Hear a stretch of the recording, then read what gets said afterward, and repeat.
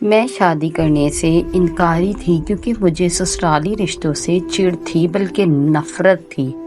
ایک بندے کے ساتھ کے حصول کے لیے کیا ڈھیر سارے فضول رشتوں کو قبول کروں اور ان کی اچھی بری باتیں سہوں، ناروا رویے برداشت کروں، رنگت خراب، صحت متاثر، آخر میں دماغ خراب۔ اسی لیے میں نے فیصلہ کیا تھا کہ میں یوں ہی زندگی گزار دوں گی، آزاد، من پسند، پرسکون، لیکن ہوتا وہی ہے جو منظور خدا ہوتا ہے، ہونے کو کون کیسے ٹال سکتا ہے۔ یہ سب کہاوتیں میرے آنگن کی دہلیز پر جمع ہو گئی۔ جب جنید کا رشتہ میرے لیے آیا تو انکار کی کوئی گنجائش ہی نہ تھی اور میرے گھر والوں نے مجھ سے ہاں کروا کر ہی دم لی۔ میں اپنی آزادی یعنی رسالے پڑھنا، دیر تک سونا، موبائل اور انٹرنیٹ پر مصروف رہنا وغیرہ وغیرہ کے خاتمے پر سخت پریشان تھی۔ میں نے یہ فیصلہ کیا کہ میں خود کو اتنی معصوم لڑکی ثابت نہ کرنا چاہتی تھی جتنی معصومیت والی زندگی میری ماں نے گزاری اور سسرالی رشتوں کو اپنے سر پہ چڑھایا۔ وہ میرے گھر آئے تھے میرا رشتہ لینے، میں تھوڑی گئی تھی ان کے گھر ان کے بیٹے کا رشتہ مانگنے۔ میری کوکنگ گزارے لائق تھی، ہاف فرائی، بوائلڈ ایگ اور آملیٹ میں بنا لیا کرتی تھی۔ مزاج بھی بس ٹھیک تھا اور میں نے فیصلہ کیا تھا کہ میں ایسے ہی رہوں گی۔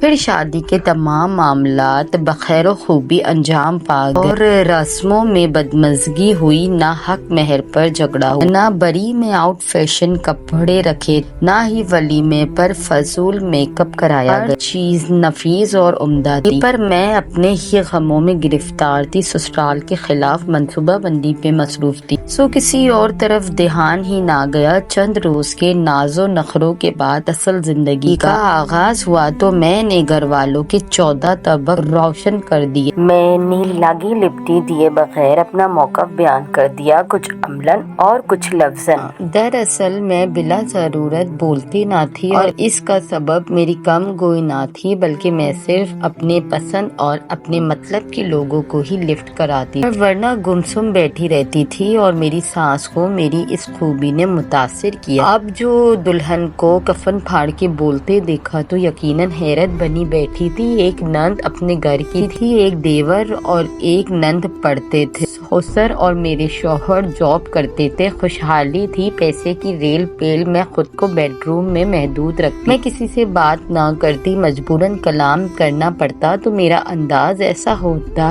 کہ سوال کرتے تو جواب دیتی اور میں سوال کرتی تو مجھے صرف جواب ملتا۔ میں اسے اپنی کامیابی سمجھتی۔ میرے پہننے اوڑھنے اور آنے جانے پر کوئی پابندی نہ تھی۔ میری امی جو میرے خیالات پر بولتی اور ٹوکتی تھی، اب مجھے اس طرح عیش کرتے دیکھ کر خوش ہوتی ہیں اور دعائیں دیتی ہے۔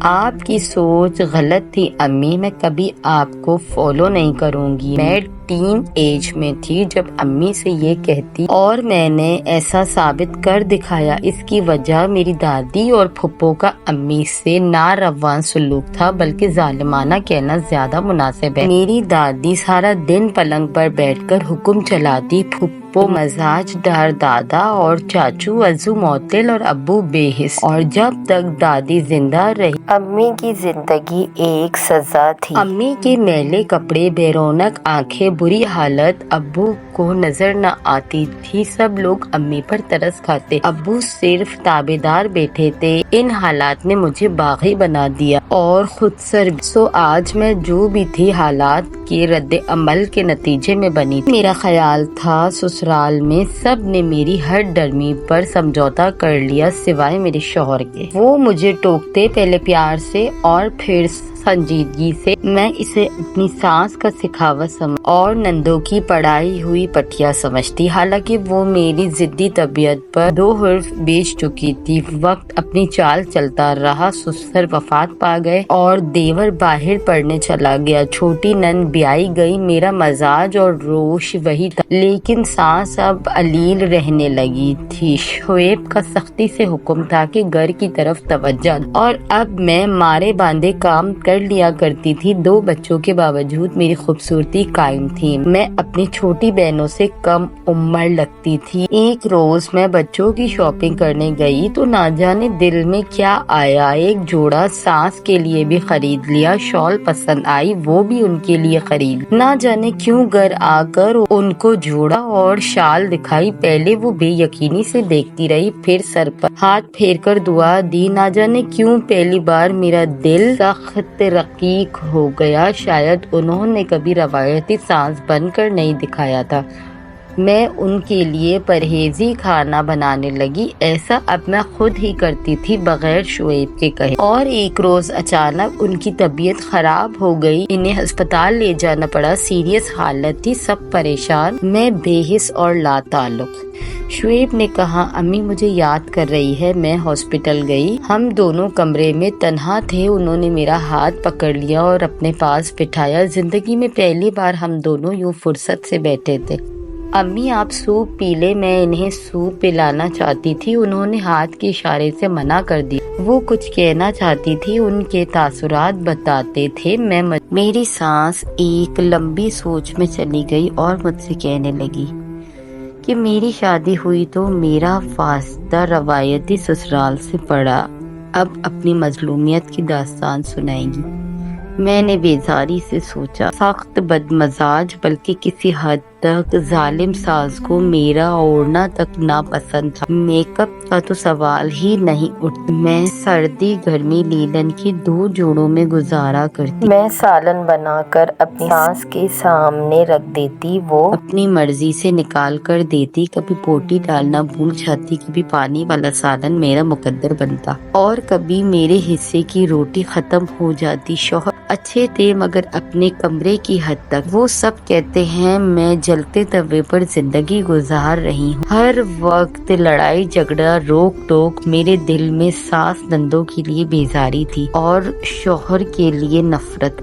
میں بوریت سے باتیں سن رہی تھی کہ میری ساس آہستہ آہستہ بول رہی تھی اور آنکھوں میں بے رنگ پانی تھا۔ آخر یہ مشکل بلکہ بہت مشکل وقت گزر گیا، یہ کیسے گزرا یہ صرف میں جانتی ہوں۔ اور پھر میں نے فیصلہ کیا کہ میں ایسی سانس نہیں بنوں گی، رشتے اچھے برے نہیں ہوتے، ہمارے رویے انہیں اچھا یا برا بنا دیتے ہیں، اس لیے فیصلہ کیا کہ میں ایسی سانس نہیں بنوں گی۔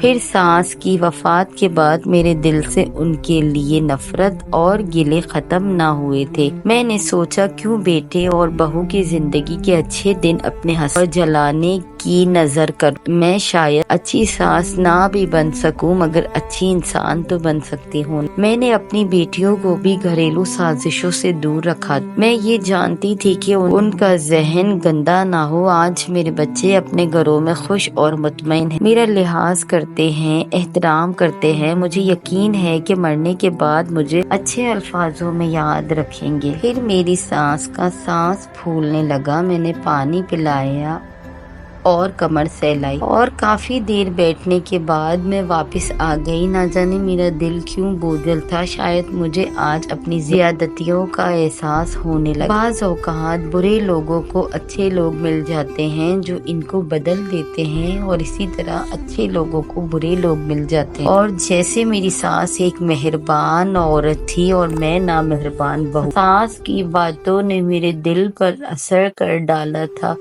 میں روز ان کا کمرہ صاف کرواتی، ان کے کپڑے دھلوا کر جگہ پر رکھتی اور اب میں ان کا بہت خیال رکھوں گی، یہ بات میں روز تہیہ کرتی۔ ان کے مثبت رویے نے میرا دل بدل دیا اور میں بہت سی لڑکیوں کے مقابلے میں خوش اور مطمئن تھی۔ تو اس کا سبب میری ہوشیاری نہیں بلکہ ان کا غیر روایتی رویہ تھا۔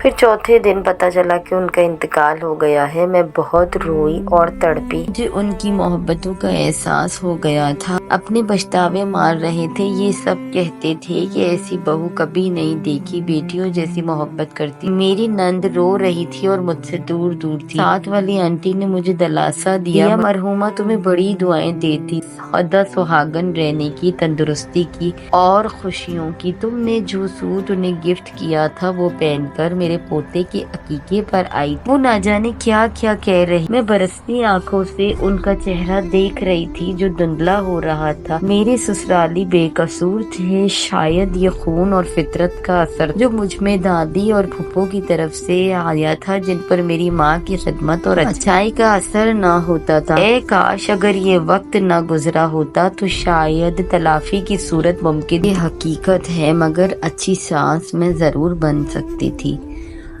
آنے والی لڑکی کے لیے یہ میرا فیصلہ تھا۔